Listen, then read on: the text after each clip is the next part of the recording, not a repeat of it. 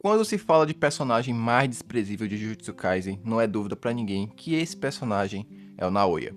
O Naoya é tipo daquele vilão que não é pra você ter compaixão dele e nem tentar entender o seu lado, já que ele é um escroto por completo. Nenhuma das suas ações ou atitudes justificam a sua personalidade e seu comportamento. Naoya é um personagem que foi criado para ser odiado por todo mundo. Mas acredite se quiser, existem pessoas que amam esse personagem e não. O meu título e minha thumb não é clickbait. Infelizmente, isso é um fato. Existem muitas pessoas que amam o personagem do Naoya. E bem, mas antes de ir pro conteúdo, é claro, eu peço que você deixe seu like, a sua inscrição e ative o sino para não perder mais nenhum vídeo quando estiver saindo aqui no canal. Enfim, sem mais enrolação, vambora pro conteúdo. O Naoya é um daqueles vilões que não é tão importante para a história de Jujutsu Kaisen no sentido de ter muito aprofundamento. Ele é um vilão ali de um pequeno arco que depois ele é logo esquecido, ou era para ser esquecido, já que os principais vilões de Jujutsu Kaisen é Mahito, Kenjaku e Sukuna. Essa é a trinade de vilões de Jujutsu Kaisen. Os outros que aparecem são mais pequenos vilões ali para um arco pequeno, que é o caso do Naoya. Porém, o Naoya é um dos personagens mais famosos e mais queridos de Jujutsu Kaisen, acredite se quiser. Em uma votação de popularidade, o Naoya ficou no top 10, sendo que dentro da obra, o Naoya ele é um personagem só importante para a lore da Maki. Os outros personagens, ele não é tão relevante assim. Ele é um personagem assim, que é um vilão, mas depois de um tempo você acaba esquecendo ele, né? Porque tipo, temos Sukuna, Kenjaku e o próprio Mahito, que são vilões que têm bem mais tempo de tela que o próprio Naoya. É muito interessante ver que o Naoya, ele é um vilão assim que por boa parte é odiado pelas pessoas, né? Porque como eu falei, ele foi feito para isso, porque justamente ele é muito parecido com a nossa realidade, porque a personalidade do Naoya, ele é ser um misógino, um cara escroto, que não tem respeito por nenhum tipo de mulher. E bom, isso vem por conta do seu clã, né? Que é o clã Zenin, que é um dos clãs mais antigos que tem na história de Jujutsu Kaisen, né? Então, por vir de tradições bem antigas, né, eles não mudaram muito sua mentalidade. Então, o Naoya, ele segue esse mesmo ideal do seu clã. E bom, por que o Naoya ele é mais odiado do que Mahito, Kenjaku ou Sukuna? Porque esses três personagens, né, eles são maldições, eles não são coisas reais, né, e eles passam mais aquele arquétipo de vilão fictício, de coisa que não existe. Diferente do Naoya, que ele é humano e ele é um cara que não tem nenhum tipo de respeito por mulher, e a gente sabe que isso existe na vida real. Então a gente acaba se identificando com isso. Então acaba pegando mais um abuso a esse personagem. Bem, a história do Naoya não justifica nada ele ter esse comportamento. Foi mais uma coisa em relação ao seu clã, né? E bom, a história dele, né, que ele é filho do Naobito, né, que atualmente era o líder do clã Zenin, porém ele acabou morrendo ali na segunda temporada após ser incendiado pelo jogo.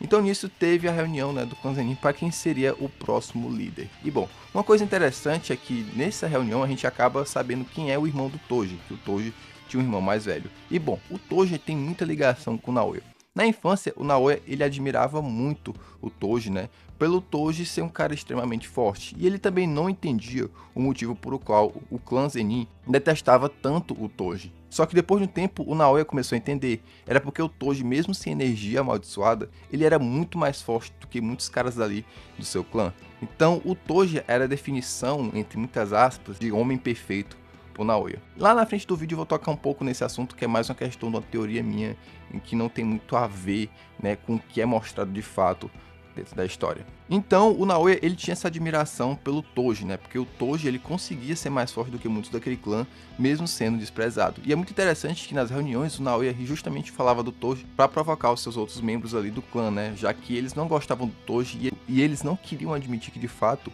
o Toji ele era mais forte do que todos ali. Por isso que, de certo modo, eles tinham uma certa raiva do Toji, né? Não era só porque ele não tinha energia amaldiçoada, era porque também o Toji, mesmo sem energia, conseguia ser mais forte. E como eu falei anteriormente, né? Por conta do seu clã, ele já foi criado desde criança a ter essa personalidade, né? Sobre que mulheres são inferiores. E bem, isso é interessante porque o Naoya, mesmo ele sendo misógino, no seu personagem em si tem simbolismos em relação a mulheres. A primeira coisa é que ele foi extremamente solado pela Maki, que justamente era uma mulher. E muito interessante, como eu falei, o Naoya tinha uma grande admiração pelo Toji. Para ele era como se fosse o guerreiro perfeito. E quando ele luta contra a Maki, ele justamente vê que a Maki lembrava muito Toji. E isso dá uma puta de uma raiva nele, né? Porque o cara que ele mais admirava é justamente quem lembra aquela mulher que ele tá lutando. E bom, uma das frases mais icônicas do Naoya, né, em relação a mulheres, né, é que ele fala, né, que uma mulher, para ser boa, ela tem que estar pelo menos a 3 passos atrás de um homem, o que é algo absurdo de um personagem falar logo no século 21. Mas a primeira coisa que é muito interessante ver é que a sua luta contra Maki, cara, ele é solado, né, e que muitos acham, né, que ele acaba morrendo nessa luta. Só que na verdade, futuramente a gente descobre que a morte do Naoya ainda foi mais humilhante. Porque ele não morreu para Maki, ele foi espancado, quase morreu, mas quem finalizou ele foi a mãe da Maki, uma senhorinha. Então torna a sua morte ainda mais patética. E isso é tão interessante porque pelo fato da sua morte ter sido patética, ele cria um ódio absurdo e ele volta como maldição, como é visto nos capítulos bem mais na frente já no arco do jogo do abate. Que quando a Maki tá andando pela cidade junto com o Noritoshi, né, ela acaba vendo uma maldição. E ela reconhece que essa maldição tem algo ali familiar, que no caso era o Naoya. E bom, quando o Naoya termina sua transformação, que ele deixa de ser um feto amaldiçoado para se transformar numa maldição completa, é muito interessante ver a sua forma. E bom, na época que eu li Jujutsu Kaisen pela primeira vez, né, tipo, eu tava lendo que um pouco meio que apressado, eu não tinha percebido muito sobre a personalidade do Naoya, né, eu tinha visto assim bem por cima que ele era um cara babaca, mas eu não tinha pegado assim com mais detalhes sobre ele. E quando eu vi a forma dele pela primeira vez, eu achei muito estranho, né, eu disse, pô mano, o GG aqui botou um formato de uma genitária feminina, tipo, isso aqui não foi coincidência. E na época eu achei só bizarro mesmo, eu achei que era só coisa de japonês fazendo coisa estranha. Mas depois que eu dei uma segunda lida no mangá, né, quando eu já peguei com mais detalhes, lendo com mais calma, eu vi que essa forma do Naoya ela não é à toa e não é para fazer graça nem nada. Realmente ela tem um simbolismo. Representa, né, de fato, uma genitária feminina. Porque justamente aquilo que o Naoya mais desprezava, que eram mulheres, ele acaba tendo uma forma. E não só na sua forma, a sua própria expansão de domínio. Quando ele ativa a sua expansão de domínio contra a Maki, primeiramente é muito interessante que nem funciona contra ela, justamente porque ela não tem energia amaldiçoada, né? Acaba pegando naqueles dois randoms lá que acaba ajudando a Maki e o Noritoshi na luta contra o Naoya. E bom, a sua expansão de domínio, né, é tipo um espaço que parece a galáxia, alguma coisa assim, e o formato é muito interessante que ele é um formato de um útero, né? Justamente, né, mais um simbolismo, né, que o Naoya, né, tinha desprezo por mulheres. Até mesmo a sua expansão de domínio tem a ver com mulheres. E isso eu acho muito interessante. É claro, né? Mais uma vez ele é derrotado pela Maki e dessa vez de fato é finalizado, né? Ele morre novamente de uma forma bem tosca porque ele tenta ativar o seu domínio contra a Maki, só que a Maki chega por trás e acaba partindo, né, o peito dele, né? Atravessa ele com aquela espada lá.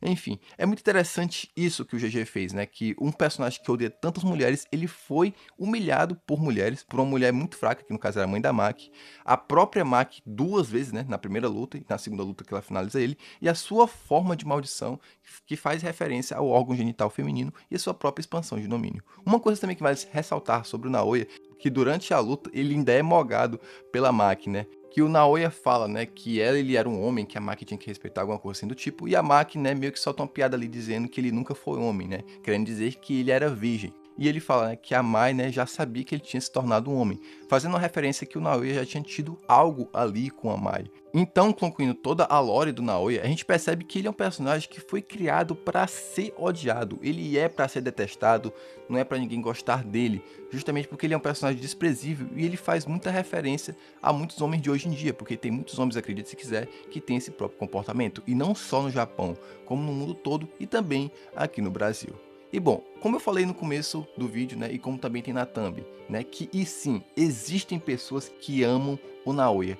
E acredite se quiser, não são homens. Incrível que pareça, a maioria que ama o Naoya são mulheres. Cara, teve um bagulho que aconteceu lá no Japão que uma fã comprou 3.000 votos pro Naoya para essa pesquisa de popularidade. E não só essa fã, como muitas mulheres, né, gostam desse personagem. E cara, aqui no Brasil eu não vi tanto. Porque eu cheguei a ver algumas edits do TikTok, né? De gente enaltecendo ali o Naoya, né? Fazendo aqueles edits de personagem foda. Mas foram bem poucas, né? Comparado a de outros personagens, como por exemplo o Doma, que tem um rodo de edits aí, né? Que as fãs, né? Não escondem que amam esse personagem. E bom, eu faço uma referência aqui novamente a Kimetsu, né? Por conta que o Naoya, de fato, ele lembra muito o Doma. Só que num caso bem pior. Porque o Doma, ele é uma criatura, né? Tipo, ele é um demônio. Então, de certo modo, você não tem uma certa conexão com ele porque você sabe que ele não existe, que ele não é algo real. E até mesmo a personalidade do Doma, ele é um cara assim, entre muitas aspas, né? Mais calmo.